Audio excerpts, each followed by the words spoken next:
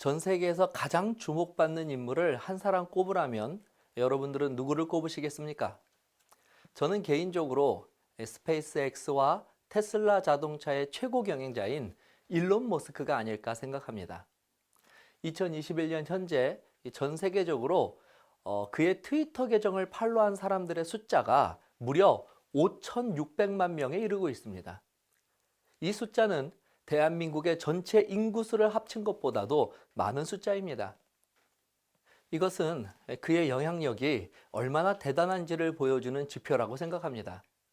그런 그가 작년 2020년 1월에 또 한 번 전 세계의 관심을 모을 만한 아주 놀랄 만한 발언을 하였습니다. 작년 1월 17일 첨단 기술 매체인 CNET는 일론 머스크가 그의 트윗에 올린 한 글을 대대적으로 보도했습니다. 그 트윗의 내용은 2050년까지 100만 인구의 화성도시를 건설하는 것이 가능하다라고 밝힌 내용이었습니다. 그의 말에 따르면 그가 지금 개발 중인 스타쉽 우주선으로 1000대의 선단을 구성하면 한 번에 10만 명씩 화성으로 운송할 수 있다는 것입니다.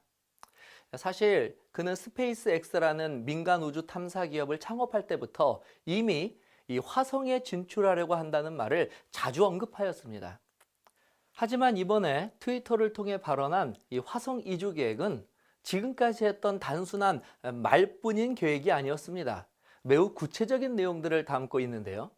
그는 이 지구와 화성이 대략 26개월 주기로 가까워지고 있기 때문에 2021년에서 2050년까지 13차례 화성으로 향할 수 있다는 아주 구체적인 방안을 내놓았습니다. 이 충격적인 발언에 많은 네티즌들이 그에게 다시 한번 물었습니다. 정말로 2050년까지 화성으로 100만 명을 보낼 수 있는가?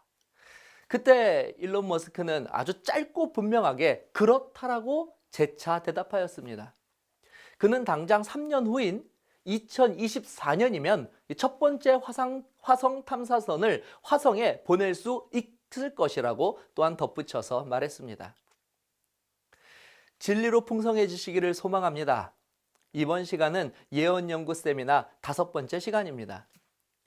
자, 일론 머스크는 무엇 때문에 아무것도 없는 화성까지 가서 이 새로운 문명을 건설하려는 것일까요?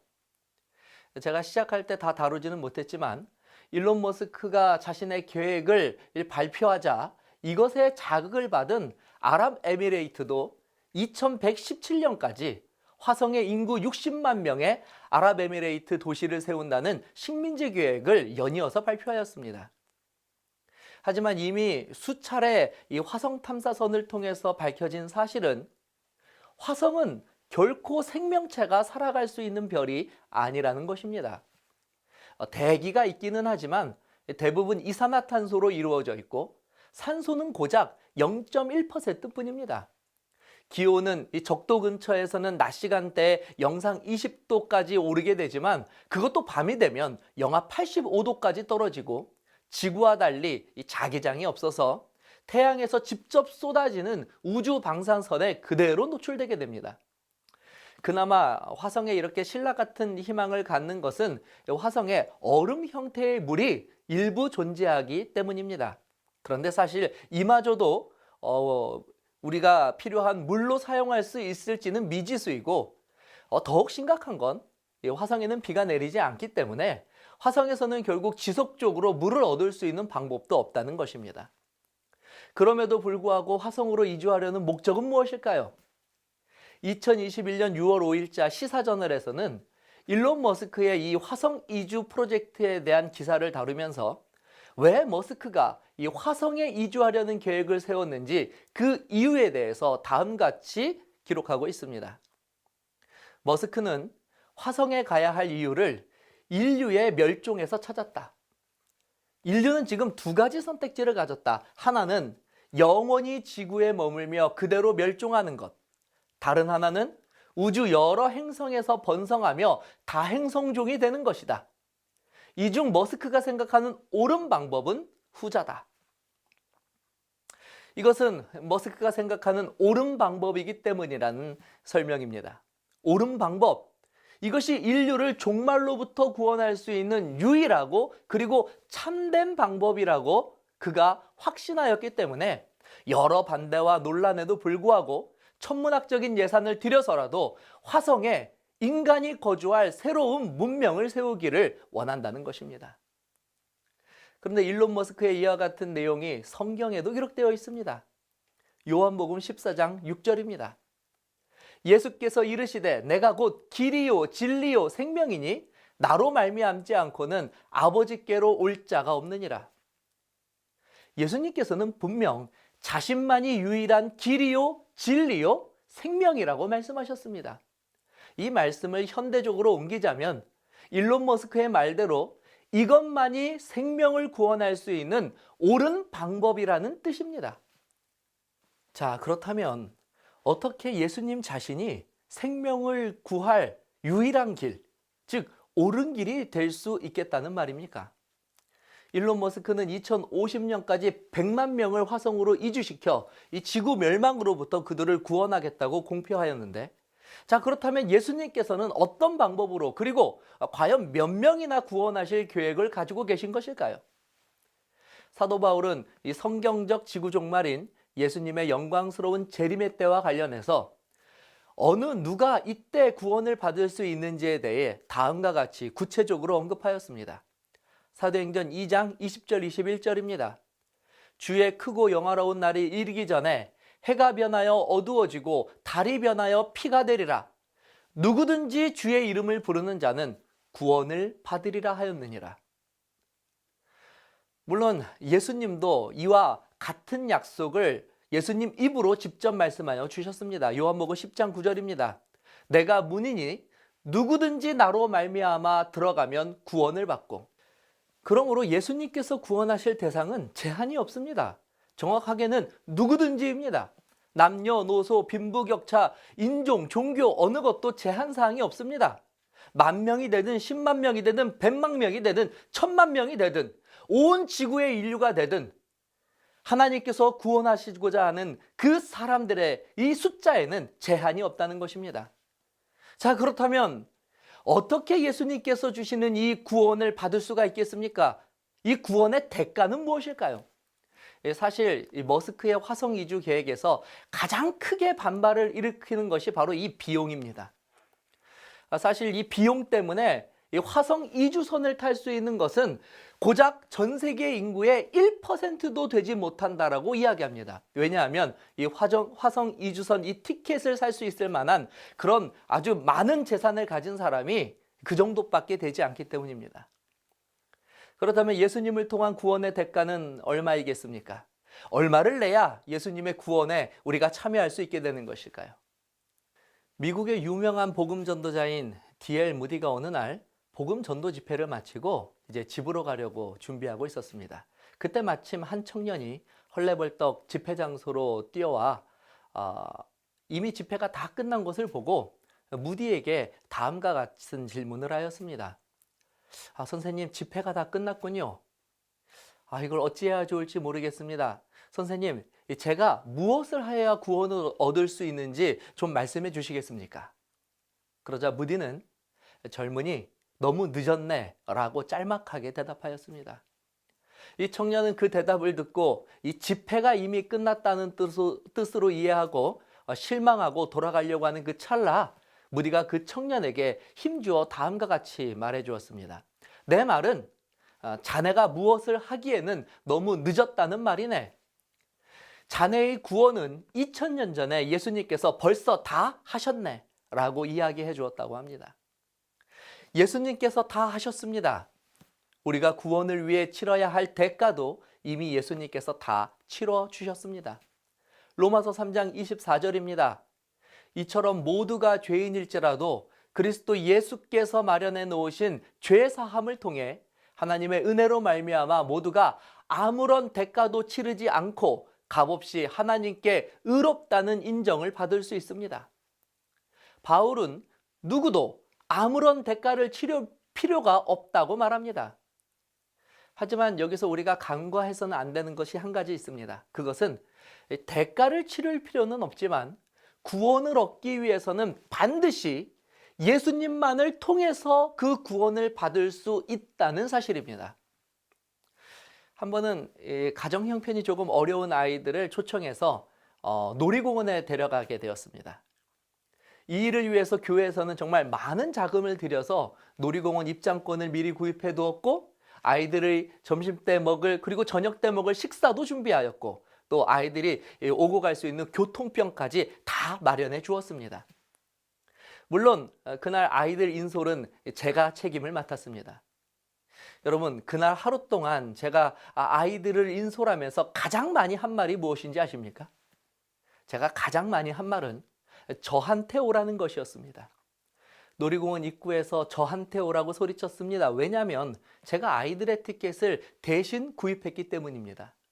점심시간에도 저녁시간에도 저한테 오라고 말해 주었습니다. 왜냐하면 제가 아이들의 도시락을 대신 사서 가지고 있었기 때문입니다. 집으로 돌아갈 때에도 주차장에서 저에게 오라고 이야기했습니다. 왜냐하면 아이들을 태우고 집에 갈 차량을 준비한 것도 또 운전할 사람도 저였기 때문입니다. 물론 그날 놀이공원에는 저 말고도 수많은 어른들이 있었습니다. 하지만 아이들은 그 많은 어른들 중에서 유독 저에게 와서 티켓을 받고 점심을 먹고 집에 와야 했습니다. 왜냐하면 제가 그 아이들을 위해 모든 것을 준비한 바로 그 사람이었기 때문입니다. 성경은 예수님만 믿어야 구원을 받을 수 있다는 주장을 하는 책이 아닙니다. 성경은 예수님이 우리의 구원을 위해 대가를 치러주신 바로 그분이라고 하는 사실을 말해주고 있습니다. 그래서 바울 사도가 예수님께서 마련해 놓으신 이 죄 사함이라고 하는 이 부분을 강조한 것입니다. 예수께서 마련해 놓으신 죄 사함입니다. 누가 마련해 놓으셨다고요? 예수님이 마련해 놓으셨습니다. 아니, 더 정확하게는 예수님만이 죄 지은 인류를 위하여 그 죄 사함의 길을 열어 놓으셨습니다. 다른 이로서는 구원을 얻을 수 없다고 베드로가 담대히 선포할 수 있었던 것도 같은 이유에서였습니다. 특히 베드로는 바로 그 예수님이 실제로 인류를 구원하기 위하여 십자가에서 자신의 생명을 대가로 치르는 그 모습을 실제로 목격한 자이기도 합니다. 그러므로 예수 그리스도를 통한 구원은 누구나 받을 수 있는 것이지만 예수님만 통하여 받을 수 있는 것이기도 합니다. 따라서 구원을 받기를 원하신다면 예수님만 믿어야 합니다. 이것이 지난 시간 제가 예고해드린 재림을 준비하는 성도들이 가져야 할 가장 중요한 첫 번째 요건, 즉 예수에 대한 믿음입니다. 자, 그렇다면 우리가 예수 그리스도를 믿는 우리의 믿음을 공표하고 또 이 구원의 길에 들어서기 위해서는 어떠한 결심을 할 수 있을까요? 성경은 그 아름다운 결심의 표현으로 침례 예식을 소개하고 있습니다. 마가복음 16장 16절입니다. 믿고 침례를 받는 사람은 구원을 얻을 것이요 믿지 않는 사람은 정죄를 받으리라. 침례는 예수 그리스도를 통하여 구원을 받을 수 있다는 믿음의 고백이며 동시에 결심의 표현입니다. 이 침례와 관련해서 마태는 예수님과 관련된 흥미로운 기사 하나를 기록하고 있습니다. 어느 날 유대 백성들에게 평소와 같이 회개를 촉구하며 임박한 주님의 재림을 선포하던 침례 요한에게 한 사람이 다가와 침례 받기를 요청하였습니다. 그런데 그 사람을 자세히 보니 그분은 다름 아닌 예수님이었습니다. 침례 요한은 일찍이 그 예수님을 향하여 세상 죄를 지고 가는 하나님의 어린 양이라고 선포하며 예수님이 인류를 구원하러 오신 하나님이심을 이미 알아본 자였습니다.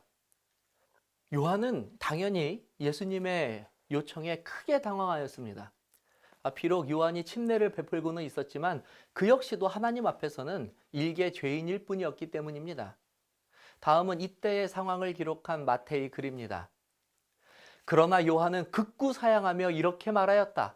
안 됩니다. 제가 오히려 선생님께 침례를 받아야 할 사람입니다. 그런데 어찌 제게 침례를 받으려고 하십니까? 예수께서 대답하셨다. 지금은 내가 하자는 대로 합시다. 우리가 이렇게 하여야 하나님의 뜻을 따르는 것입니다. 그제야 요한은 예수님께 침례를 베풀었다. 혹시 이 집회에 참여하시는 분들 중에 아직 이 믿음을 고백하지 못하신 분들이 계시다면 예수님께서 먼저 보들 보이신 이 아름다운 예식에 기쁜 마음으로 동참하게 되시기를 간절히 바랍니다. 분명한 것은 우리가 이와 같은 믿음을 가지고 하나님께 나아간다면 비로소 우리는 이 마지막 심판과 종말의 때에 구원과 생명의 문으로 들어갈 수 있게 된다는 사실입니다. 자, 다음으로 이 재림을 준비하는 성도들이 가져야 할 두 번째 요건은 하나님의 계명을 지키는 것입니다. 아마 이 부분에서 어떤 분들은 계명을 지키는 것은 율법주의자가 되는 것이 아니냐고 반문하실 수도 있으실 것입니다. 또 혹은 이미 믿음으로 구원을 받았는데 이렇게 율법을 지킬 필요가 있겠느냐라고 생각하시는 분들도 분명 계실지 모르겠습니다. 그러나 성경은 우리들의 생각과 달리 하나님의 계명을 지키는 것이 하나님을 사랑하는 것이라고 가르쳐주고 있습니다. 요한복음 14장 15절입니다. 너희가 나를 사랑하면 나의 계명을 지키리라. 또 요한복음 14장 21절입니다. 나의 계명을 지키는 자라야 나를 사랑하는 자니 나를 사랑하는 자는 내 아버지께 사랑을 받을 것이요 나도 그를 사랑하여 그에게 나를 나타내리라. 예수님께 사랑받는 제자 그리고 예수님을 누구보다도 사랑한 제자로 잘 알려진 요한은 그가 기록한 서신 가운데에서 자주 하나님을 사랑하는 방법으로 하나님의 계명을 지키는 것이라는 것을 언급하였습니다. 특히 요한은 어떤 이들이 생각하는 것처럼 하나님의 계명을 지키는 것이 억압받고 통제받는 것과 같은 무거운 것으로 여기는 것이 아니라는 것을 밝히기도 하였습니다. 요한일서 5장 3절입니다. 하나님을 사랑하는 것은 이것이니 우리가 그의 계명을 지키는 것이라. 그의 계명들은 무거운 것이 아니로다. 하지만 오늘날 사람들은 요한과는 분명 다른 생각을 가지고 있는 것 같습니다. 여전히 많은 사람들이 하나님의 계명을 지키는 것은 무겁고 고통스러울 뿐만 아니라 오히려 계명을 지키는 것이 하나님의 은혜와 사랑을 가로막는 장애물이 된다고 오해하고 있기 때문입니다. 그렇다면 마지막 때에 주어질 예언에서는 이 하나님의 계명을 지키는 것에 대해서 어떻게 이야기하고 있을까요? 예언에서도 하나님의 계명을 지키는 것은 계속해서 무시해도 좋은 그와 같은 일이라고 언급하고 있을까요? 계시록 14장 6절 7절입니다. 또 보니 다른 천사가 공중에 날아가는데 땅에 거주하는 자들 곧 모든 민족과 종족과 방언과 백성에게 전할 영원한 복음을 가졌더라. 그가 큰 음성으로 이르되 하나님을 두려워하며 그에게 영광을 돌리라. 이는 그의 심판의 시간이 이르렀음이니 하늘과 땅과 바다와 물들의 근원을 만드신 이를 경배하라 하더라. 계시록 14장 6절에서 12절은 세 천사의 기별이라는 이 소제목을 가지고 있는 아주 유명한 성경의 계시 가운데 한 가지입니다. 방금 읽은 6에서 7절에서는 세 천사의 이 기별 중에 첫 번째 천사의 기별을 우리가 함께 읽은 것입니다. 먼저 이 천사의 기별은 어떤 특정한 단체나 민족을 대상으로 하지 않고 땅에 거하는 자 모두에게 전할 기별이라고 하는 것을 처음부터 분명히 하고 있습니다. 또한 이 천사는 그의 심판하실 시간이 임박하였다고 외치는 것으로 봐서 이 예언은 분명 우리가 지금까지 살펴본 심판과 구원이 이루어지게 될 예수님의 재림이 임박했을 때에 살고 있는 사람들에게 주어지는 기별이라는 것도 우리가 함께 발견할 수 있습니다. 그렇다면 과연 예수님의 재림이 임박한 때 온 세상에 살고 있는 자들이 들어야 할 그 다급한 기별은 무엇입니까? 천사는 하늘과 땅과 바다와 물들의 근원을 만드신 이를 경배할 것에 대해서 촉구하고 있습니다. 자, 그럼 도대체 하늘과 땅과 바다와 물들의 근원을 만드신 이를 경배하는 이 특별한 경배의 방법은 무엇입니까? 경배란 하나님을 예배하라는 말입니다. 그리스도인이라면 하나님을 예배하는 것은 당연한 일이고 또 그들이 가장 소중하게 여기는 일이기도 합니다. 따라서 이 세상 마지막 때가 되었다고 하여서 이것을 이렇게 강조할 필요가 굳이 있을까라는 생각이 들기도 합니다. 왜냐하면 지금도 새벽마다 도로를 가득 채우는 차량들의 대부분은 하나님께 예배하기 위하여 교회를 찾는 새벽 기도의 차량들이며 매 예배일이 되면 주변 도로가 혼잡할 정도로 많은 이들이 지금도 열심으로 예배당을 찾아 하나님을 예배하고 있기 때문입니다. 그렇다면 왜 천사는 이 마지막 때 하나님을 경배하라고 큰 소리로 외치는 것일까요? 그 이유는 바로 큰 열심을 가지고 예배하는 많은 이들이 하늘과 땅과 바다와 물들의 근원을 만드신 이에게 예배하는 날에는 정작 하나님을 경배하고 있지 않기 때문입니다. 하나님께서 모세에게 친히 돌판에 써주신 이 십계명의 네 번째 계명은 하나님의 백성들이 하나님께 예배해야 한다고 하는 사실을 기록하고 있습니다. 왜, 무엇 때문에 하나님께 예배해야 하는지 그 이유도 바로 그 계명 속에 말씀하여 주셨습니다. 출애굽기 20장 8절 11절입니다. 안식일을 기억하여 거룩히 지켜라. 엿새 동안은 힘써 내 모든 일을 행할 것이나 일곱째 날은 내 하나님 여호와의 안식일인즉 너나 내 아들이나 내 딸이나 내 남종이나 내 여종이나 내 가축이나 내 문 안에 머무는 객이라도 아무 일도 하지 말라. 이는 엿새 동안에 나 여호와가 하늘과 땅과 바다와 그 가운데 모든 것을 만들고 일곱째 날에 쉬었음이라. 그러므로 나 여호와가 안식일을 복되게 하여 그날을 거룩하게 하였느니라. 특히 이 11절 말씀에 주목하여 주시기 바랍니다. 하나님께서는 하늘과 땅과 바다와 그 가운데 모든 것을 만드신 분이시기 때문에 그분께서 창조하신 날 피조물들을 통하여 경배를 받기 원하신다고 분명히 말씀하고 계십니다. 그러므로 하나님께서 경배 받으시는 날로 정하신 날은 바로 제7일 안식일입니다. 일주일 중 7번째 날로 첫째 날 일요일부터 시작하여 7번째 날이 되는 토요일이기도 합니다. 따라서 하나님께서 창조의 기념일이자 하나님께 경배하는 이 안식일을 기억하여 거룩히 지킬 것은 하나님의 이 계명에 기록된 하나님의 명령이기도 합니다. 그러므로 첫 번째 천사가 외치는 이 경배의 기별은 다름 아닌 안식일을 기억하여 거룩히 지키라는 이 넷째 계명을 회복하라는 하나님의 명령이자 이 마지막 때에 외쳐질 하나님의 기별인 것입니다. 그렇다면 왜 마지막 때 안식일을 회복하라고, 안식일을 회복해야 한다고 이와 같은 예언이 주어지게 된 것일까요? 안식일에 무슨 문제라도 생긴 것입니까? 사람들은 여전히 하나님을 경배하는데 이 십계명의 네 번째 계명도 여전히 안식일을 지키라고 하는 그 말씀 그대로인데 굳이 우리가 이 기별을 전해야 할 이유가 있습니까? 여기서 우리는 놀랍게도 또 다른 예언의 성취를 보게 됩니다.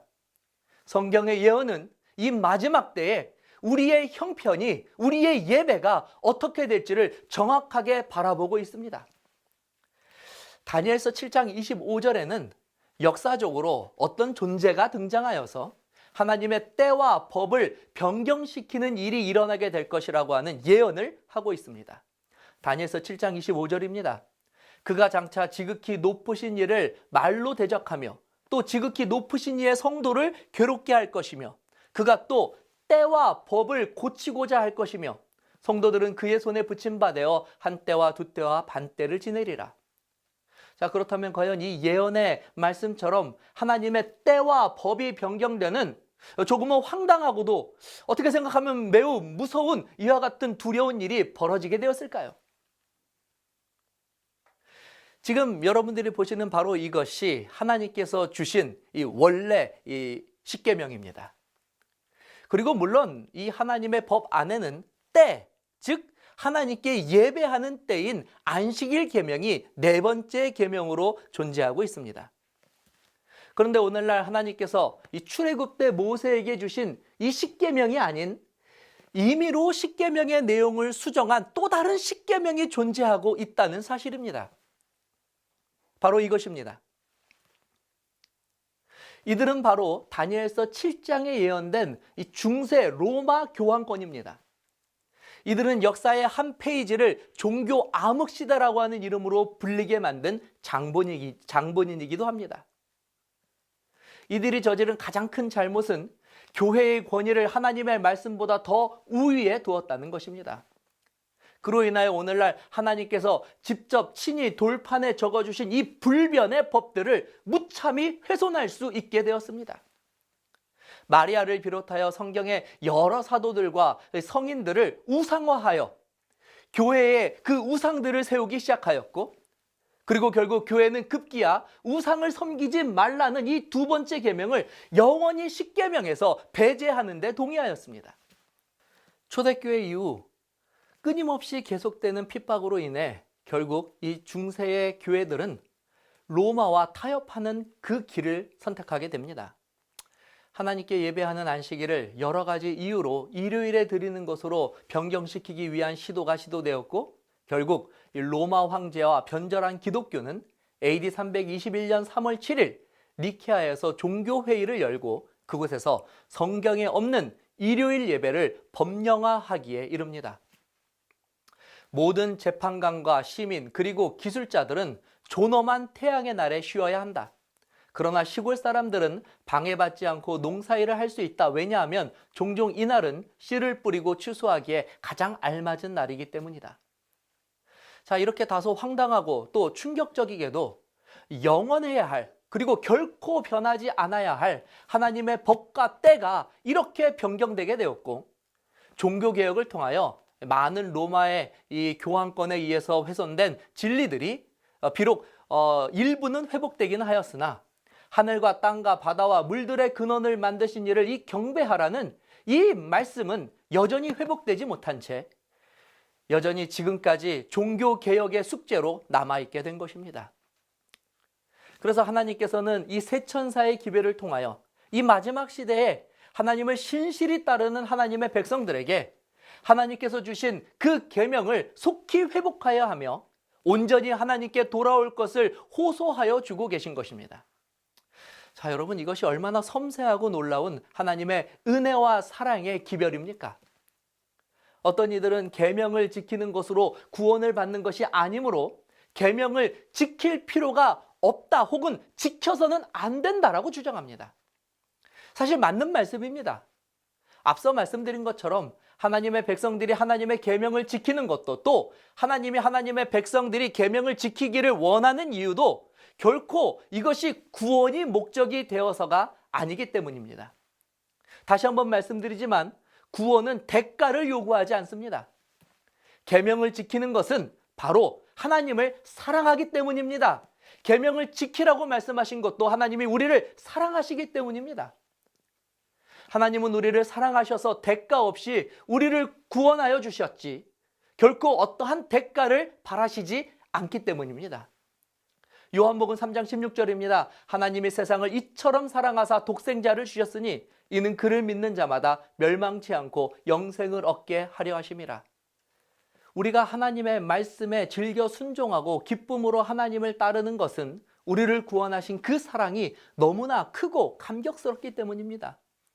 그러므로 마지막 때에 임박한 이 주림의 재림을 준비하는 자들이 가지고 있어야 할 가장 바른 요건, 그 두 번째는 바로 하나님의 계명을 하나님께서 우리를 사랑하시는 그 정신으로 지키는 것입니다.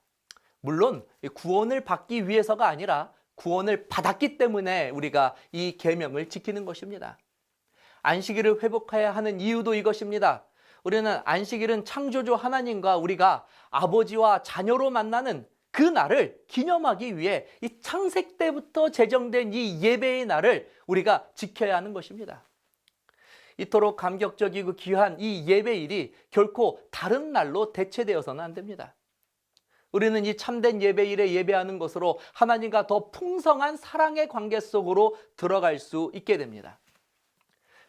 그리고 요한계시록의 예언은 결국 이와 같은 자들이 마지막 때 끝까지 믿음을 가지고 주님의 재림을 인내하며 주님의 재림을 맞이할 자들이라고 예언하고 있습니다.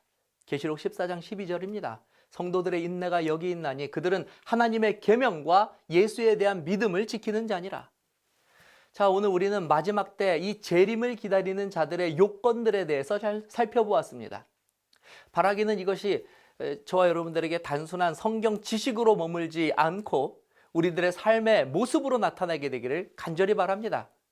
오늘 우리가 배운 이 두 가지 요건이 저와 여러분들의 삶 속에 충족되게 되기를 바라면서 오늘 말씀을 마치도록 하겠습니다. 감사합니다.